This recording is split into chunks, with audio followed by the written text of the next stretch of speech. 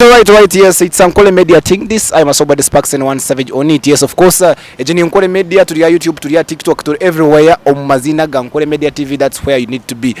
Kandi it went focusing munonga strongest one is gender chumwa Western Uganda, and I personally ndo tuli mu sector ya showbiz. Kandi as you know, every other week that's how we do it. But we know the weekly spotlight to analyzing and ngasitera touch omunsonga is music yito mu Western Uganda ntobasana kwata hona no mu Uganda yona large. So what does that mean? Nani kujanti tuina abantu bamana bitune kusima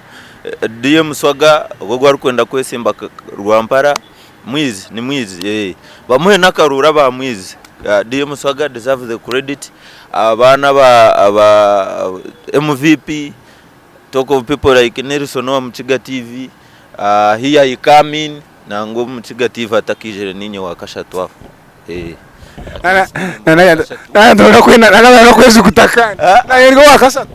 So atusime nyowe akubanyonoreba ninye nigere nkakwata sana na DM Swaga twine savage witwao ba kansara amoni atunoreba. It is a positive influence na impact ya online media. Social media yonjirira mu room na omururu gwa man kandi cyahereza value Western Ugandan art. Abatwara tuzagaruka tusime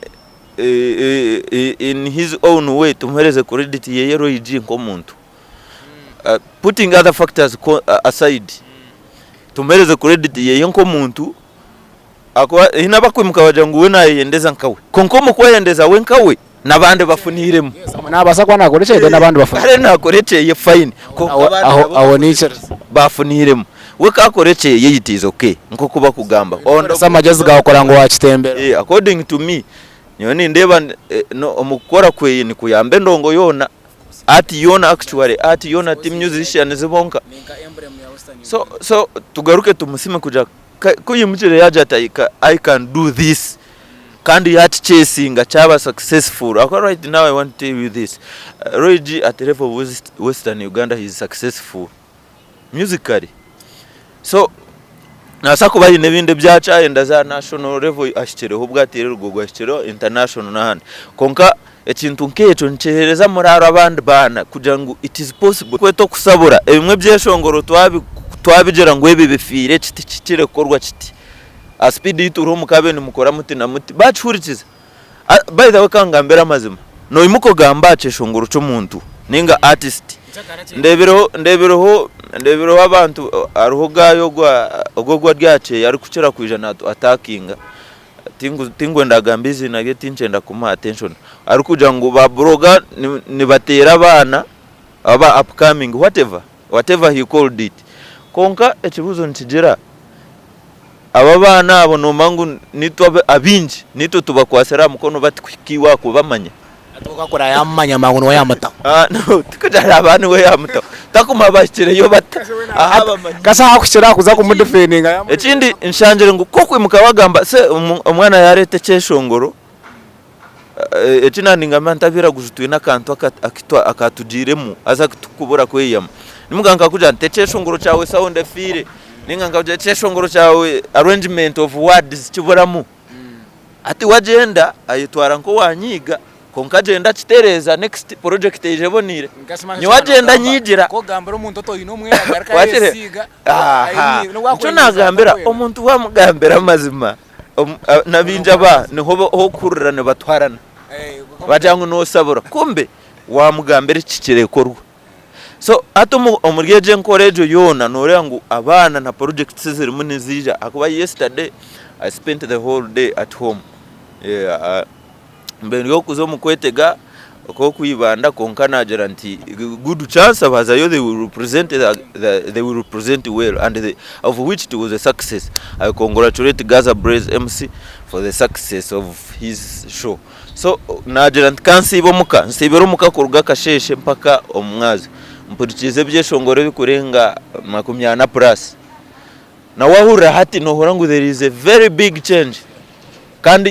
improved change kutaru kujangu ni change yobubi baida obri oma improving jire MC ya improving jire DJ wa producers ba improving jire wahura producer cyabe nakora 2019 kawara ne cyakora hati ora position yabe na 2018 mwishongozi bona turi muntu tukora wahora project nkezi jeje EP ya instrumento ya jeje agaba band ariho echeshongoza exit. It is a nice song. Ariho mweshongozi witu munywani witu ni wamweta Hilary Don munywani witu nabadi muswaga na wayi necheshongoro siatirunji munonga. So na wano hurebye shongoro no hurangu really we've changed and improved. So ebyeshongoro byona bibonire what matters right now no konjera kupurana njera marketing strategies kugira ngo abantu rebi twabita tutombantu.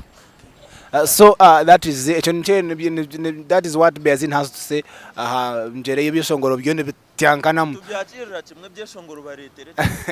So then still this week Nebreti Paul ya to take our post big announcements coming soon. As I remember, I'm one of the people. Njengu niende chiteka nyenka, should we expect a concert? Because nkargayo nakola a flyer. Though by the way, this is a disclaimer. Friday imukurebaje ati Paul live in concert eje ya university ine eje Rio Mnanka no mkananka Kayero. I did it with an intention. Kaenda kunyereke ti Paul, are the people ready? And ninteka kujerecha rebere wona camp yeye kujerecha yere because everywhere kabire shared there was some positive response kujangu na abasa kujerachi kafani. I told him if I even did it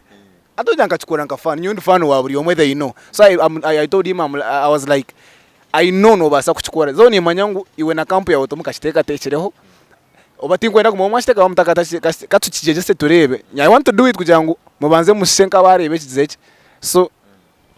wanti Paul nomwe nawe aryo mbanta bitukuja bashowize byeshongoro byinjo mu kwezi oku ane byeshongoro bikurenga bina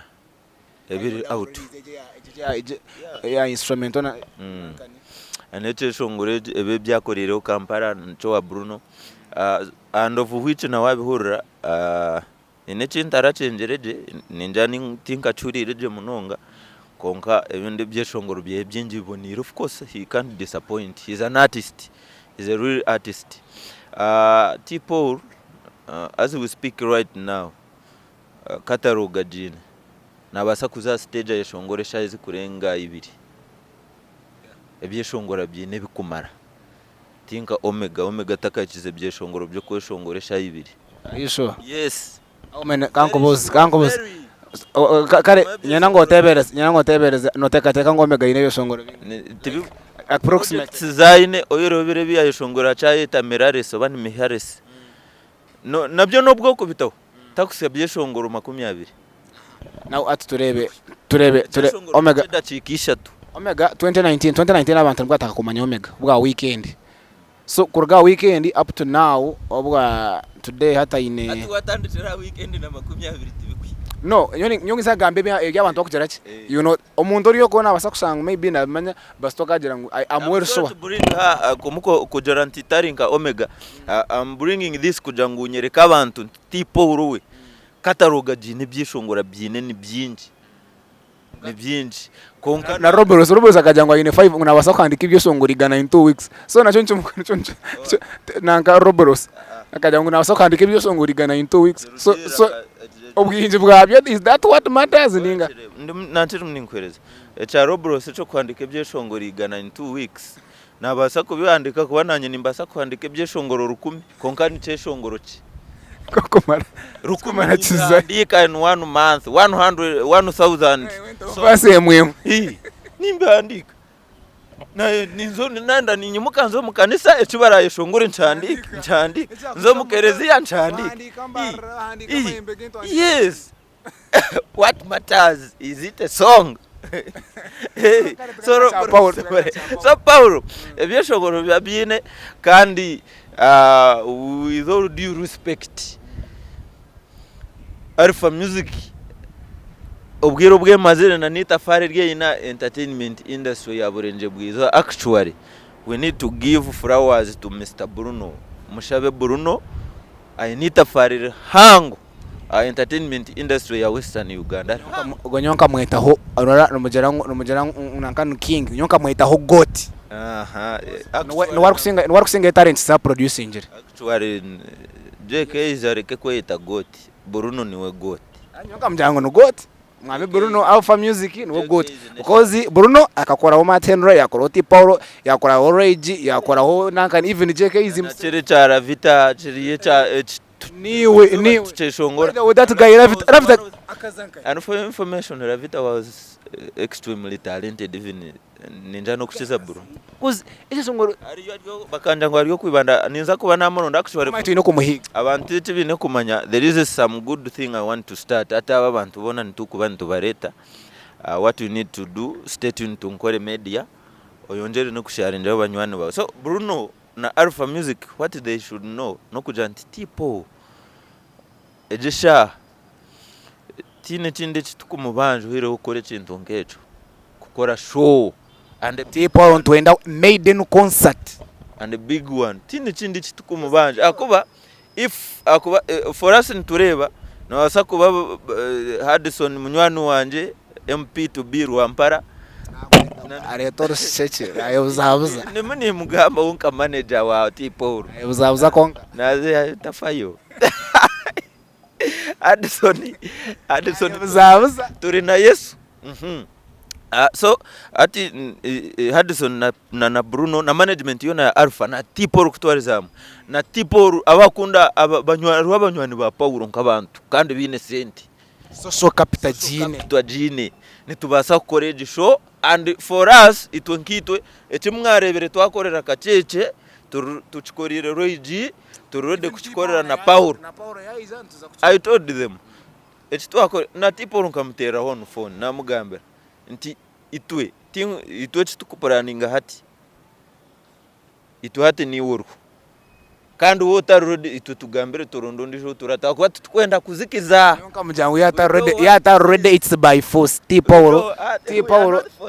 no we are not just no kumuforcinga bino kushoma kujangu right now personal I never into be byari munara mu personal issues zari munakoraho konka he's ready the last time I had him on an interview tukatulika kana show ya Kacheche yanjira if there is any stakeholder you are ready akiza on board when a camp here they are ready to do what to do business kandi kurujuro nanka the other day nanka nobody nkagamba nobody yajira ngu if Alpha Music ninga si camp ya nanka ya tipo yagamba nawo for him he's ready na Rage wenye nakagambira nobody yamugira ngu you watch nanka ngwajero kuyakora ari yagoga nyaza tipo show ye ne kuba kandi ogo mwaka tune kujikora twarugo muri mbara festival ya Rage na nambara site tukarugo mutini hero tinda bigambo tiba kampire mutemo okay ebyo twabirugamo so tipo is the next project so no teka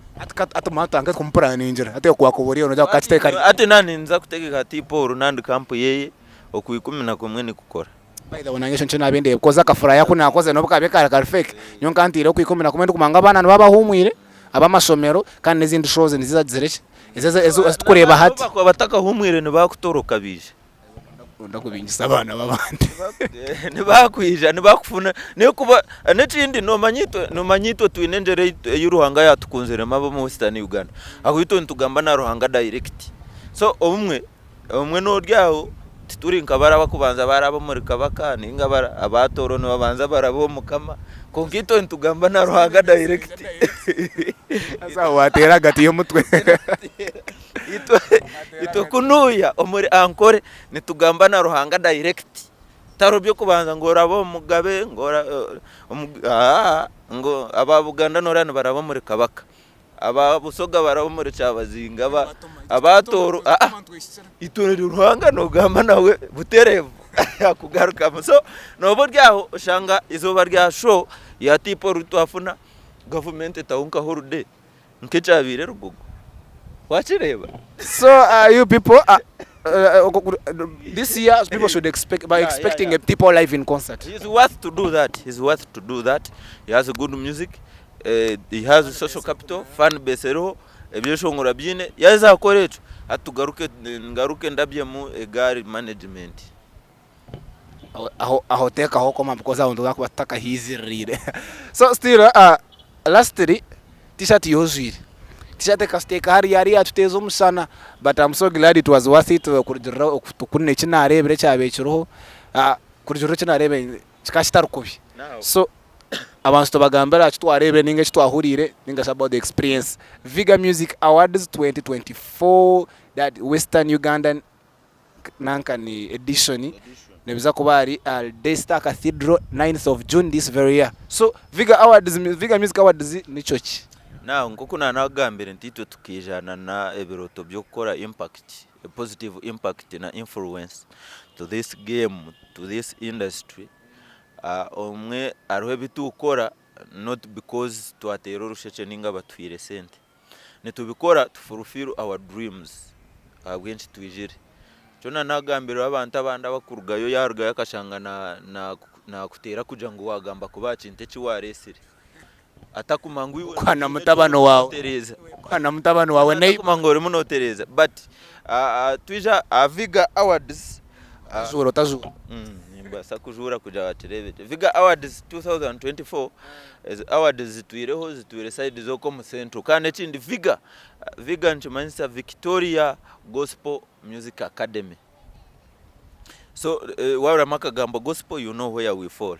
Nkokuturu muntu hereza ku Reddit industry kura konkano oreba ne kura side emwe satura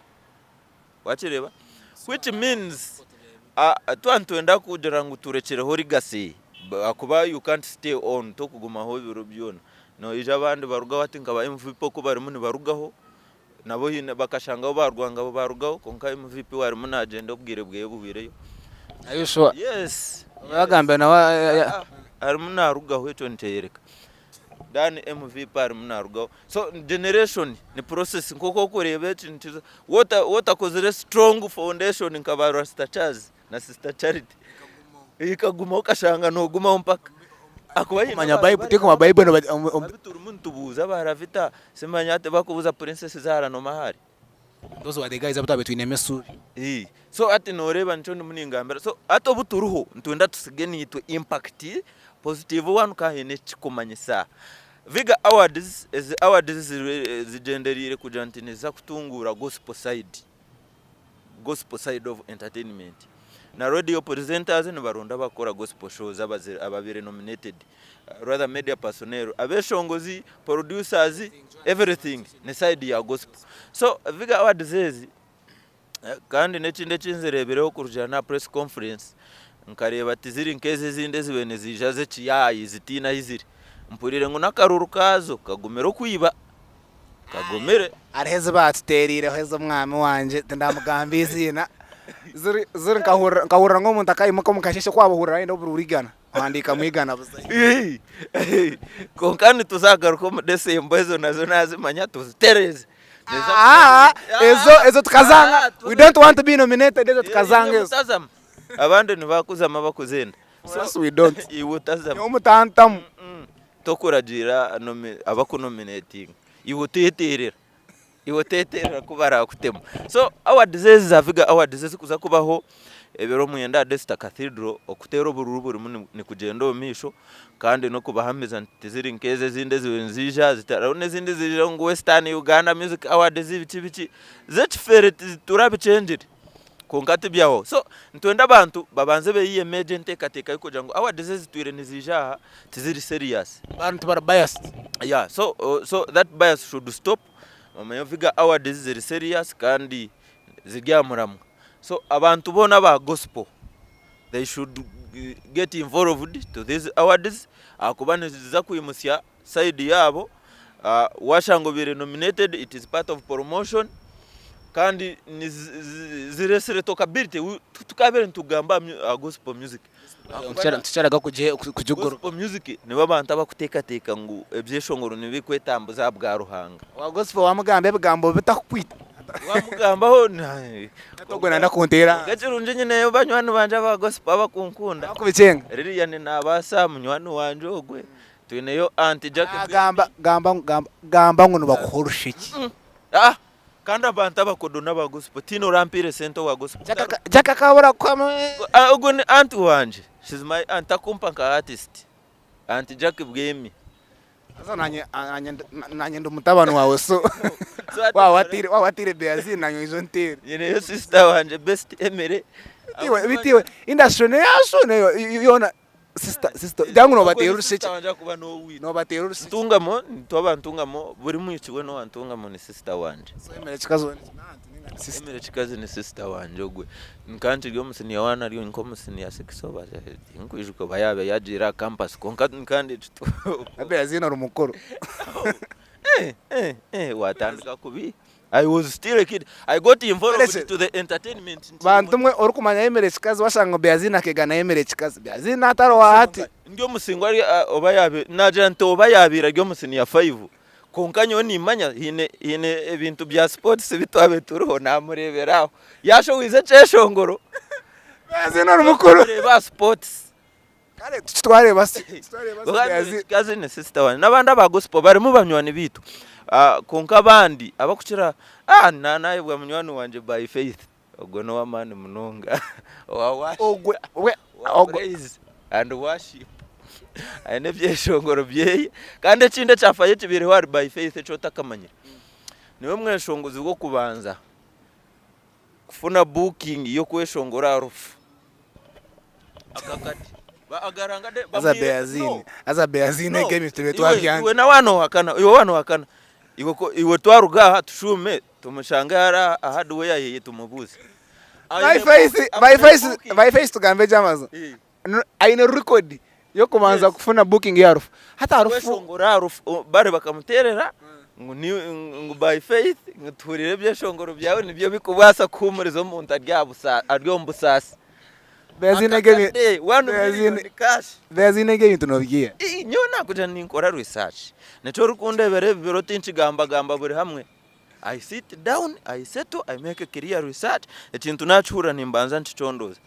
ndeba echechi ntiruga ntize so tingamba kintu ntachino obwina by face congratulations sambu zapo na ine record yeye akakadako no wasaksa torochi mwechi kumwe chiretere sparks nawe nashaitaga mukama yama yako mwechi kumwe tuze mukana gospel industry yitu ntwenda hati tongera mamani twajera twari ntorkorera no made in Baran tujera to gospel edition tujera tutina na bindi na program ezitwani tuzikora tugume tubahereze mentions kuja nabo industry yone kure hatito mu Western Uganda hambe Uganda yone kose na Kampala no reba ba Pastor Wilson obugembe bine position zao be minor position so kandi that brings us to the end of today's weekly spotlight abantu bakekerezeka data kaba kasigara ba commenting hanse ba sharing link tuje tuenjere no gukora na hamwe so your last words next week kuturije nyenda mbagambere beef ya Spice Diana na Shiba ejo bife cyo cintaenda ngutugere munonga ndanye je ndibagambere konka eriko ne erapsinga tukamazire kunanga kugitera muto nyoyi ne nkumanya ekikuro cyamane kibine kuma abantu Spice Diana hits mu buriri kandi Spice Diana na wamugenderaje she's a showbiz artist she's an artist prominent because she's in showbiz not because of good music oba ine hits nyingi ni hits zinga hizo kumanya. The truth is there are some people who are lucky. Ariko barake kuba karateze bishani ya ereka otunyashi abantu really Spice but I will be honest nyona umanyango amazima ganje nigiza kunyitsa I will be honest shiba muka bera hunama ekikuru ekiro echo muntara nitujagaruka tuhereze details about this but the fact is kuruga siri rwejura mwena mwamuba mutwire ni mureba Spice Diana nagurukira oriyo webondo Jenkins nchakarakora cheweregejeje cyaroro wabicenga iwe banzo rebe abwencha abantu nibakunda miza ga Shiba kukiza ga Spice Diana aza Beazine zemboze zo waza tubine sente agamizi tigaro tinga gareba agamizi tinga gareba gatagaro agamizi tigaro Beazine abakwesente za waza gawenga nibange ta Sparks na ntamwe na Beazine isuka twatwine save ja camera see us when see you